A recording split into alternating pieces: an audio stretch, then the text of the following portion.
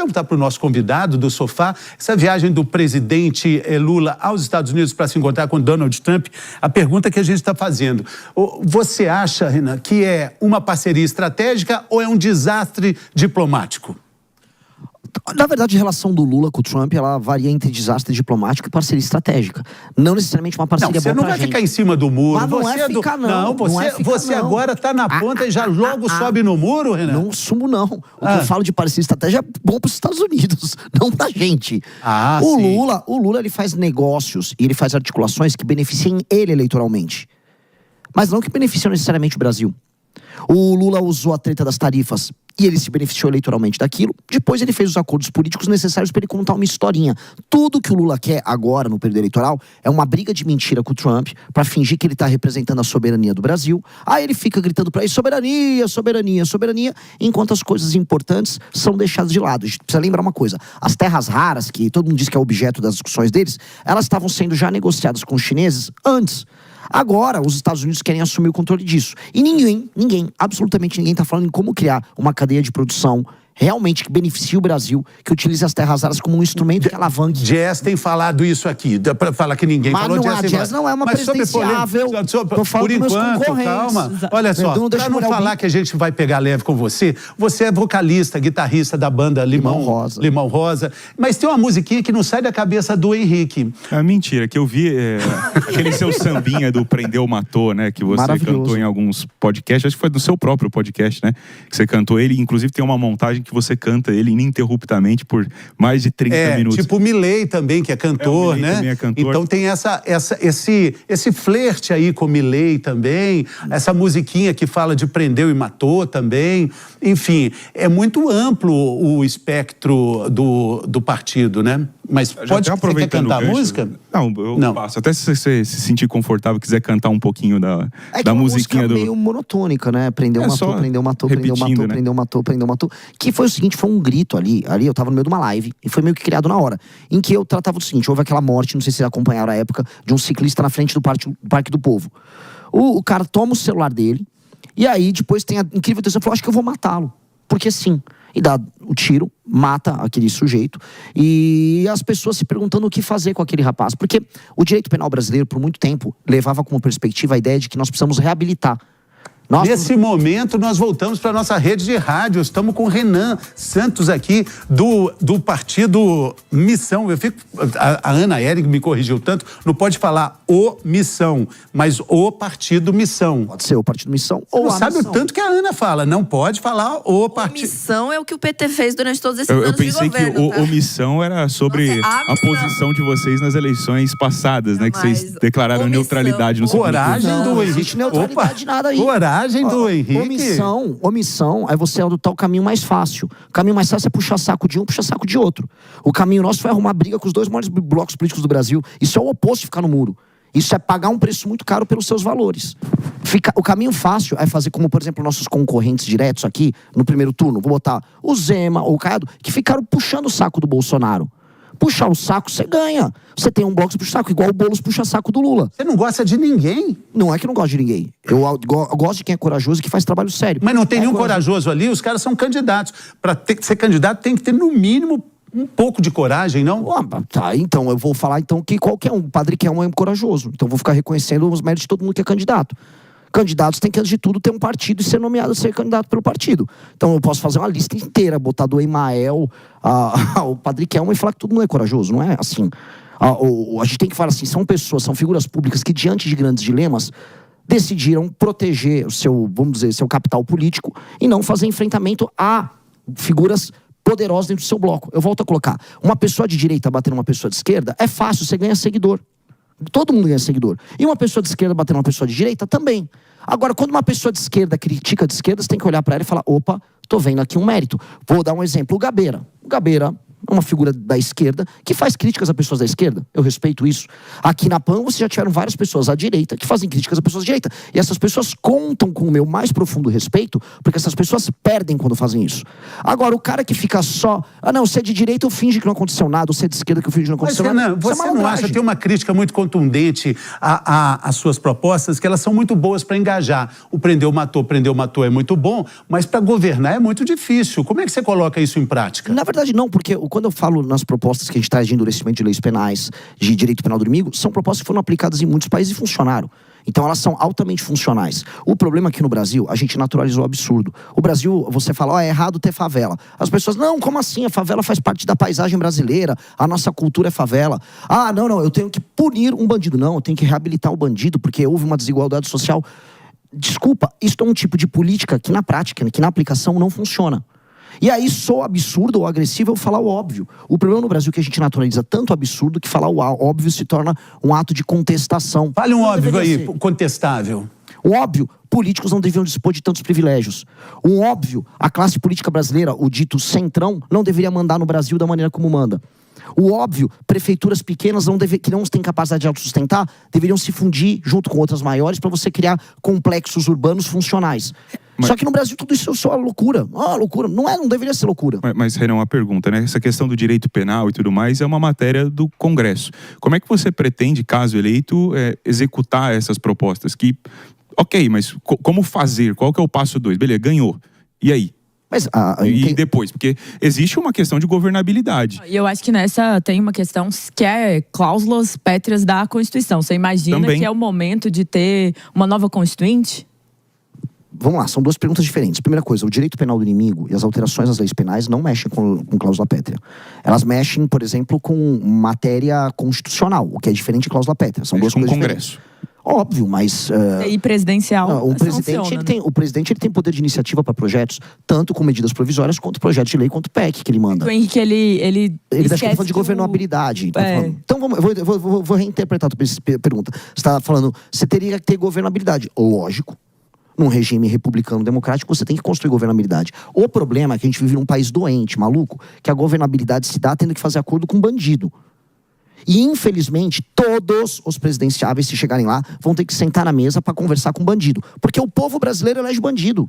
O povo brasileiro vem de voto e elege bandido, e você vai ter que sentar lá para conversar com o bandido. O que eu não vou fazer é negócio com o bandido. Não, mas você pode fazer negócio com Donald Trump, por exemplo, que quer interferir na soberania nacional de alguma forma.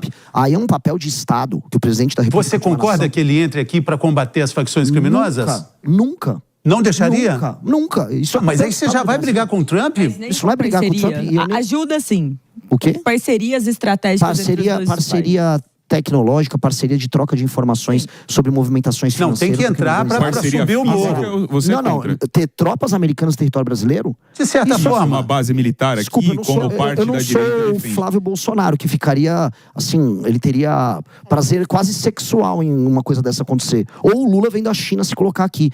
Quem tem que fazer isso são as forças policiais. Mas a China nunca falou em vir pra cá, né? Mas eu tô falando do prazer sexual do Lula com a China. Não tô falando se a China vai colocar ou não a tropa aqui. Estou falando outra coisa, deixa eu molhar o bico. O caso do Trump e o caso da direita brasileira e da esquerda brasileira são casos de um puxa-saquismo crônico. Um com a China e outro com os Estados Unidos. As forças policiais brasileiras, eu tive no BOP, as forças policiais brasileiras dispõem de toda a capacidade de destruir o crime organizado. Assim como o COAF, a Polícia Federal, dispõe dos instrumentos de inteligência para isso. O Estado brasileiro tem que querer fazer. Agora a questão é o seguinte, a gente está debatendo aí com muita dificuldade a escala 6x1, dificuldade que eu digo de um consenso. Você com ideias tão mirabolantes com relação até... Mirabolante?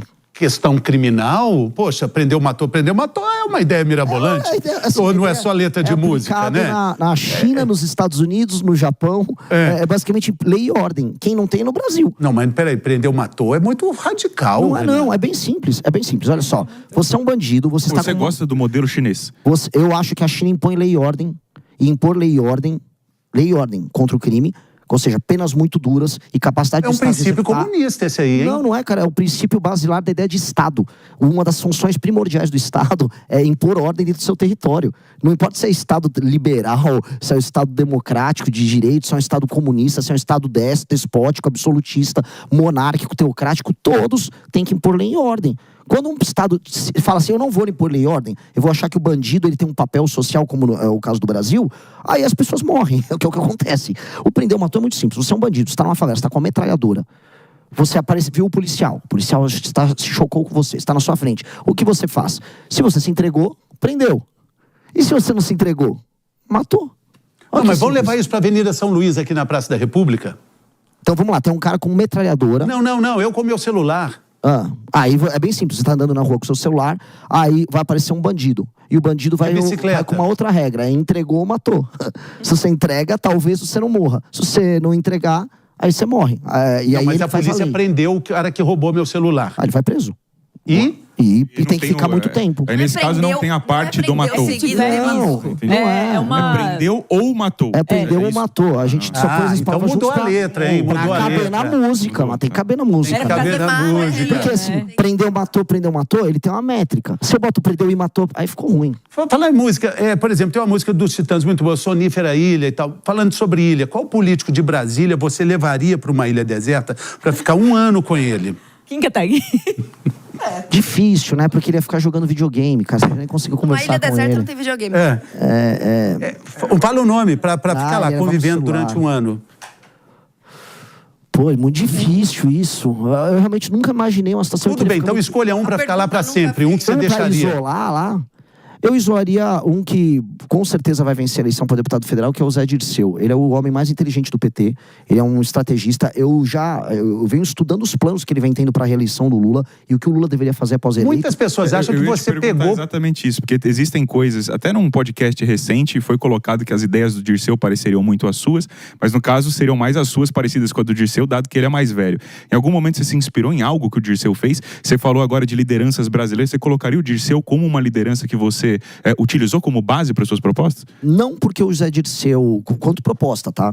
Não porque o Zé Dirceu não falava, por exemplo, na lei de responsabilidade gerencial que eu estou propondo. O Zé Dirceu em nenhum momento falou em reabilitar São Paulo dentro do Pacto Federativo. Inclusive o partido dele, que esteve no poder há mais de 20 anos, não fez isso nenhuma vez, sequer propôs. Ele tem um livro de 99 que ele fala sobre reforma política. Só que as coisas que eu falo para uma reforma política não são as coisas que ele falou em 99. Eu tive esse cuidado de ver depois, porque ele falou, não, eu já tô falando há mais tempo. Idade não quer dizer que você virou dono de ideias se você não as proferiu anteriormente. Então, ele está falando as coisas que eu tô falando, assim como outras pessoas estão falando também, porque o que a gente está trazendo, de maneira muito humilde, são soluções práticas para o Brasil. Soluções práticas para, por exemplo, pequenos municípios que, assim, sugam dinheiro do fundo de participação dos municípios, mas que não conseguem entregar resultados em termos de indicadores que melhorem a vida das pessoas. O Dirceu agora quer abordar. Fico feliz. Quando vai do Dirceu a, sei lá, o Flávio Bolsonaro concordando com as ideias que eu tô falando, quer dizer que eu tô falando alguma coisa interessante. Muito bom. Uma dúvida. Aproveitando que a gente entrou aqui na questão de música, você recentemente se enfiou aí numa treta com Wesley Safadão a respeito de cachês altos em shows públicos. Por que você achou que era uma briga necessária comprar nesse momento? Mais do que entrar numa briga, eu fui condenado pela Justiça do Ceará, que gosta de me condenar. Eu não posso falar do governador do Ceará, não posso falar do Wesley Safadão. Eu fui condenado por dizer que o Wesley Safadão, ele é muito próximo de figuras políticas envolvidas em escândalo de corrupção no estado do Ceará, e ele é viciado. O Wesley Safadão, ele é muito safado no sentido de que ele tem uma tara também quase sexual em fazer show em cidade minúscula recebendo cachê de mais de R$1 milhão.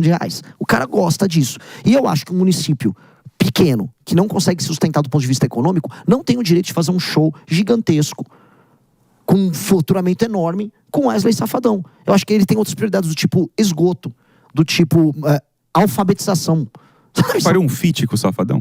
Eu acabei de gravar um vídeo pra fazer um desafio com ele. Pra mim, o Safadão fazer um show no município tem que ser um prêmio que o município recebe caso ele melhore seus índices de esgoto, de educação, de segurança, aumento da atividade econômica. E aí o município, pode fazer seu show com o Safadão. Só que ele tem que entender isso. Então, se ele se comportar como um prêmio, tá tudo maravilhoso. Agora, se ele for pra uma cidade como Cochichola, no interior da Paraíba, com 1.800 habitantes, com praticamente nenhum indicador básico funcional, com todo respeito, isso ele tá contribuindo pro problema e não pra solução do Brasil. E a gente tem a repercussão também de uma pesquisa feita em 10 estados com relação a presidente, né? O resultado, Renan, é que o presidente Lula lidera em 5 estados e Flávio Bolsonaro está na frente em 4. petista vem mostrando crescimento em Minas Gerais, mas perde espaço em São Paulo. E, além disso, também o Flávio tem reforçado nos últimos dias a defesa da redução da maioridade penal.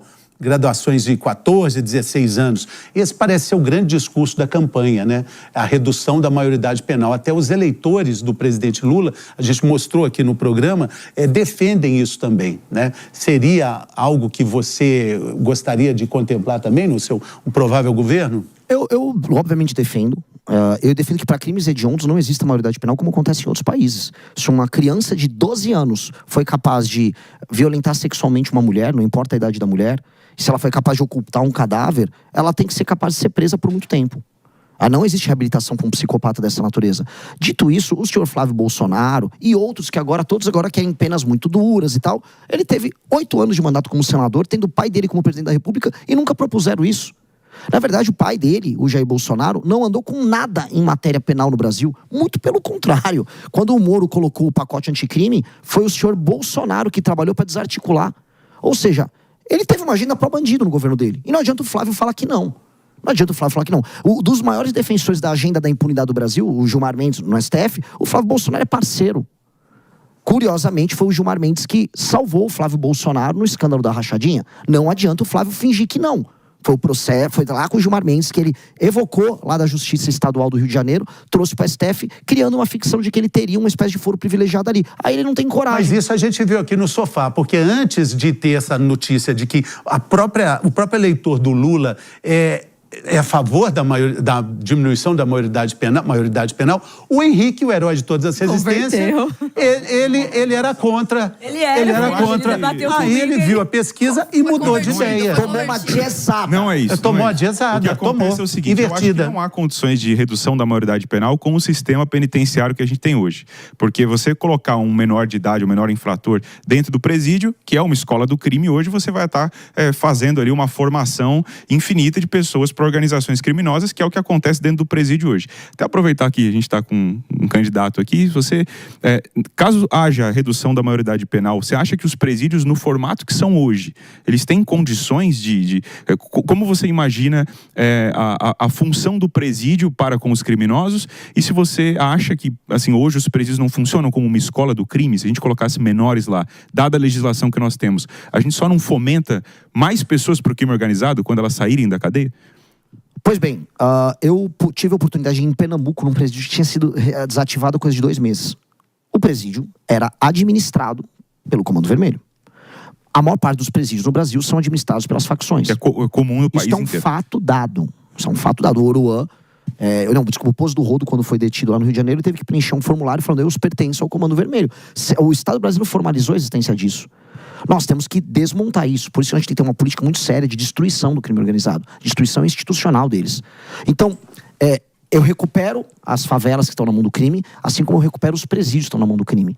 E eu preciso construir mais vagas prisionais. Estou falando que a gente precisa construir mais de 100 mil vagas em presídios no Brasil. É uma das primeiras coisas que um presidente novo tem que fazer. E tem que ter o espaço para esses menores. Dito isso, esse menor que cometeu um crime hediondo e foi preso, ele vai se tornar um maior dentro da cadeia um dia. E vai ter que lidar com os maiores ali, sem crime organizado. O que a gente não pode, entretanto, é usar a desculpa do presídio, que hoje está uma lástima, como um elemento, vamos dizer, que faça você desistir de aplicar políticas públicas, que aumente o encarceramento. O Brasil encarcera pouco pelo volume de crimes cometidos. O Brasil mata a gente mais e os assaltos seguidos de morte no Brasil acontecem aos montes. Logo, o Brasil é um país de impunidade. A gente tem uma das menores taxas do mundo de resolução de homicídio. Então a gente tem que prender mais. Prendendo mais, sabe qual é o efeito que você gera? Menos cometimento de crime. Cometendo menos crime, aí sim você vai poder pensar lá na frente e falar: o Brasil agora está prendendo menos. Prendendo menos porque estão cometendo menos crime. Essa é a lógica. Renan, nas últimas pesquisas você tem ficado aí em terceiro lugar, e mesmo assim eu vejo você criticando alguns institutos de pesquisa. Você acha que está acontecendo algum tipo de injustiça? Você acha que é o método da pesquisa? O que você acha que está acontecendo? Putz, assim, tem um especial, o Quest, eu não consigo levar a sério. Depois que eu chequei, assim, o Quest fica só me dando 1%. E ninguém, eu fui no Vilela, Inteligência Limitada, maior podcast do Brasil. Eu bati em audiência até o Flávio Bolsonaro. Meus eventos são maiores do que os dos outros pré-candidatos. Não tô falando que eu tô com 30% agora, que eu não tô. Que eu tô com 15% agora, eu não tô. Agora eu não tô com 1%. Aí a Quest fica dando. Aí eu pego lá as empresas que a Quest faz com consultoria. Localiza que basicamente é do maior parceiro do Zema, CEMIG, estatal de Minas, e ele fica prestando consultoria para empresas do mercado financeiro, falando, olha, a candidatura do Zema é a candidatura da terceira via. Falei, tá bom. Um Bismarck, Otto von Bismarck, grande líder alemão, já dizia, se vocês descobrissem como são feitas as salsichas e as leis, vocês ficariam enojados, né?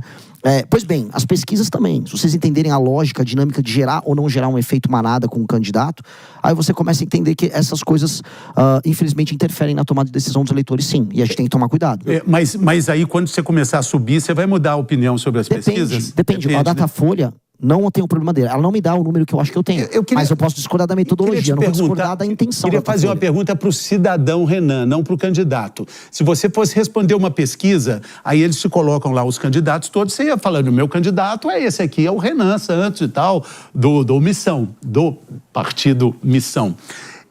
Mas esse mesmo cidadão fala, e agora o quadro no segundo turno, entre Lula e Flávio Bolsonaro, você vota em quem? Cidadão Renan?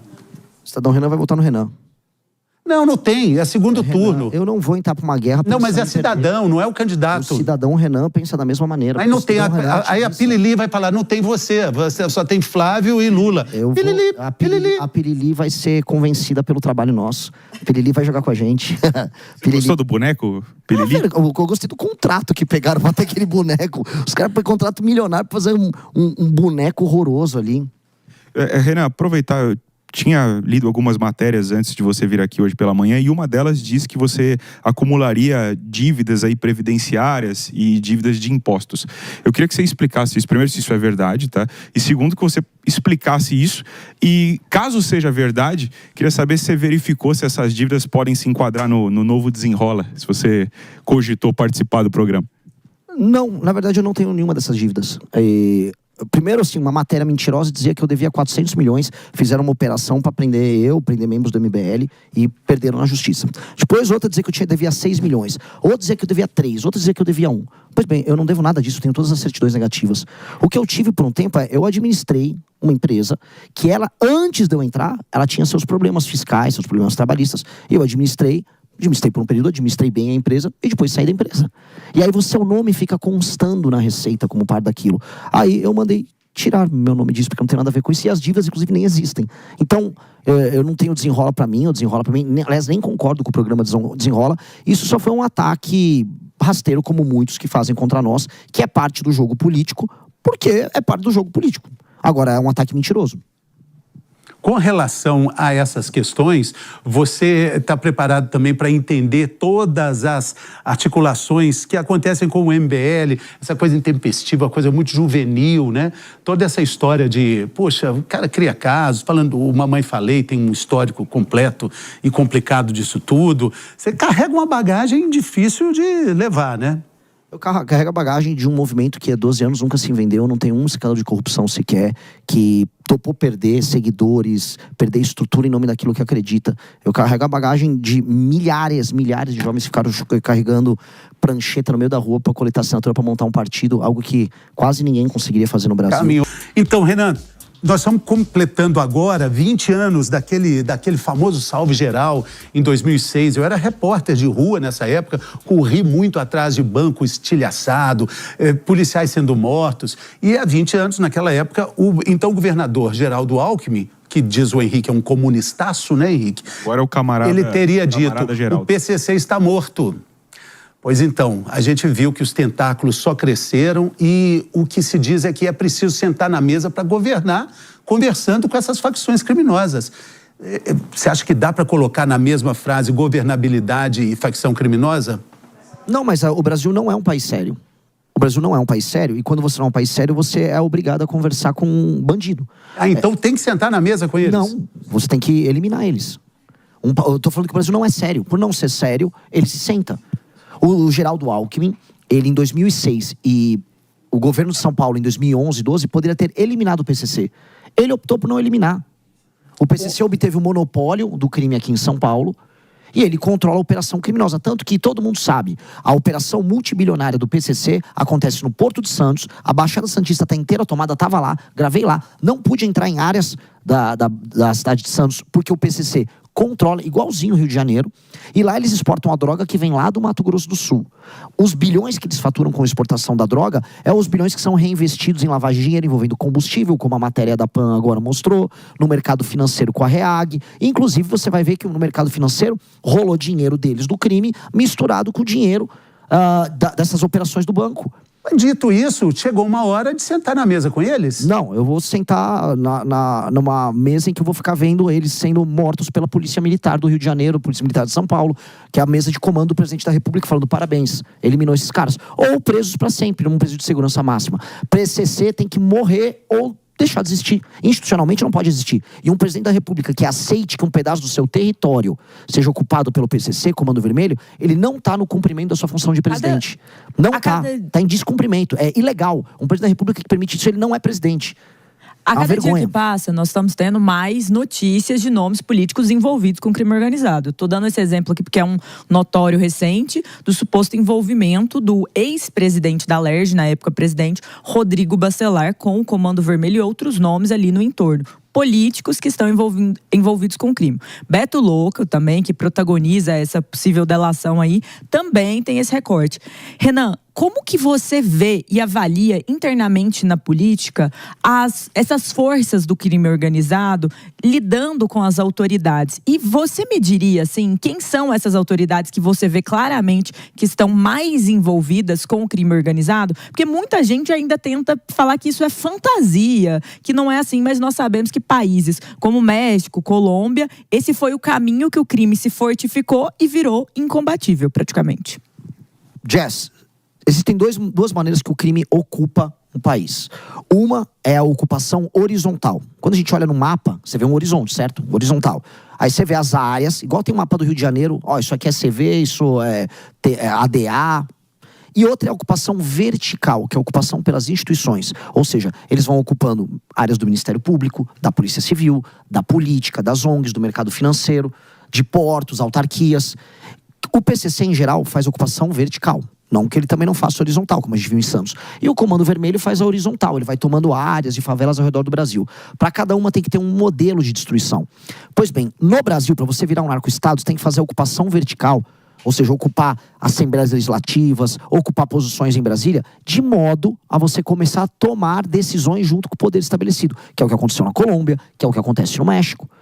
Nós temos que coibir isso, porque nós estamos vamos botar aí 10 anos de separação entre ser um narco-estado e ser um estado disfuncional, que é o que a gente é hoje. E o que a gente tem que fazer nesse meio? Desmontar eles nos territórios e desmontar eles nas instituições. O Rodrigo Bacelar, ele é pouco perto das outras relações que existem. Vamos falar do governo Lula. Há uma ONG ligada à dama do tráfico que fazia lobby dentro do governo federal. E essa ONG, inclusive, publicou um filme na Netflix, que chama O Grito. O filme contou com a presença de ministros do Supremo. Ministros do Supremo participaram do filme, assim como cantores, como Oruan e etc. Figuras que são, vamos dizer, institucionalmente poderosíssimas. A partir do momento que você tem uma coisa dessa acontecendo, significa que o crime organizado já está mandando em você. Pra mim, tem que ser todo mundo preso. E não é que as pessoas não sabem. Quando você participa de um filme com Marcola, um filme com o Oruan, com o Marcinho VP, você sabe com quem você está fazendo o filme. Então, assim, o ministro do STF não tinha ideia do que ele está fazendo? Eles tinham ideia, eles sabem o que eles estão fazendo. Todo mundo sabe que o crime organizado avançou nesse nível. E todo mundo sabe agora que para recuperar, não vai ser bonito.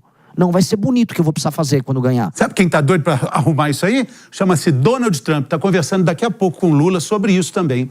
Para chegar e falar, vamos resolver isso? Vamos resolver? É uma ideia também, pode ser uma colocação. A gente perguntou sobre isso também, né? Você acha que vai ser uma jogada de marketing do Lula, que tem a chance dele causar alguma situação ali para ele utilizar isso na campanha eleitoral, tendo em vista que a rejeição dele tá aumentando e, querendo ou não, o governo tá cada vez mais mal avaliado? E quando foi esse confronto com o Eduardo Bolsonaro, ele cresceu bastante em relação à opinião popular?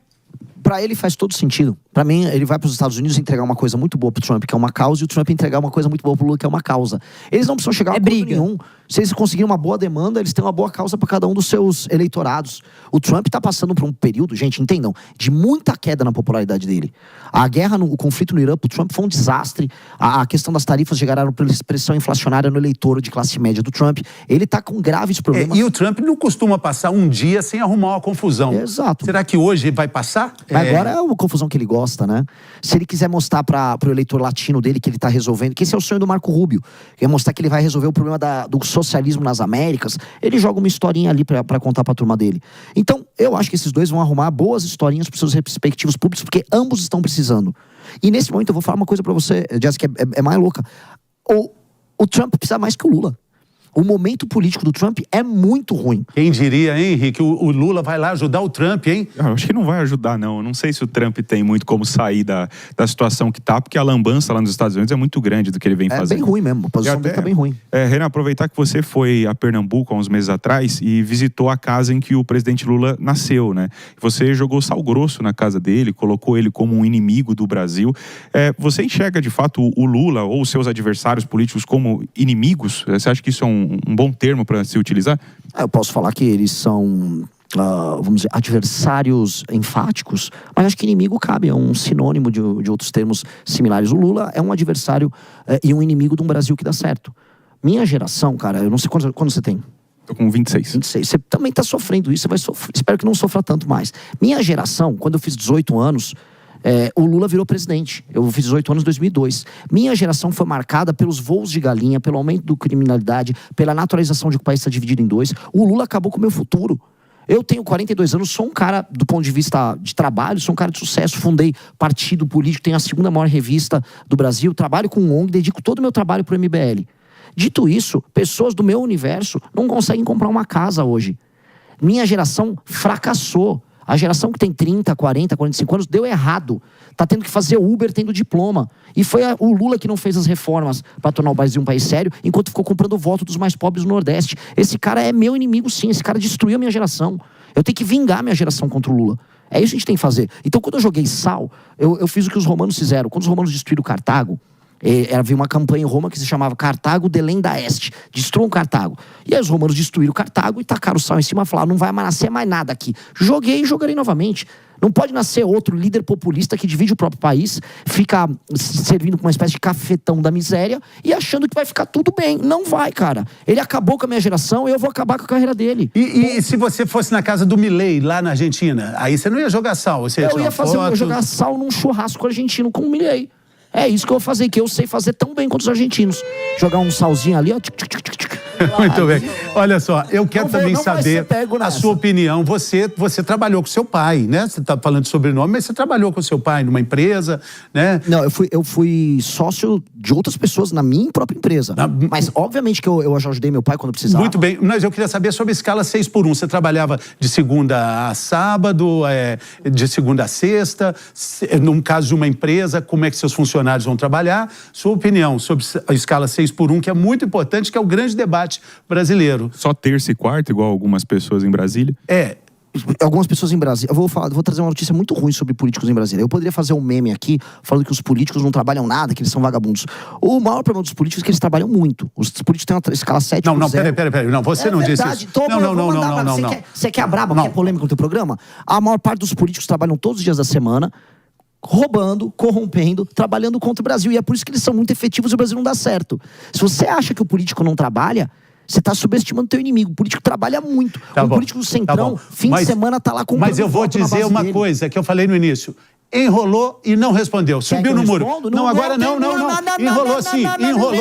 Mas não vai responder agora não. Vai responder depois do intervalo. Tá bom. Mas que deu enrolada, deu. Não dei, não. E depois